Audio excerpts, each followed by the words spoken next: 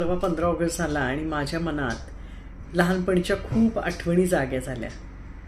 त्यावेळेला त्या 2 दिवसाचा काय प्रचंड उत्साह असायचा. म्हणजे सकाळी लवकर उठायचं, कडक इस्त्रीचा युनिफॉर्म घालून शाळेत जायचं, देशप्रेमावरची गाणी गायची. घरी आल्यावर सुद्धा टीव्हीवर, स्पेशली दूरदर्शनवर जे देशप्रेमाबद्दल सिनेमे असतील, कार्यक्रम असतील ते आवर्जून पाहायचेच. झेंडावंदन, वंदे मातरम, सारे जहां से अच्छा, हिंदुस्तान हमारा, ह्या सगळ्यांनी तो दिवस भारावलेला असायचा.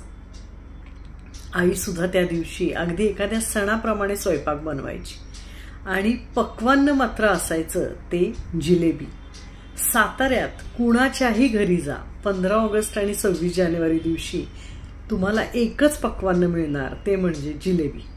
जिलेबीचे रस्त्याच्या दोन्ही बाजूनी मस्त स्टॉल्स असायचे, अजूनही असतात.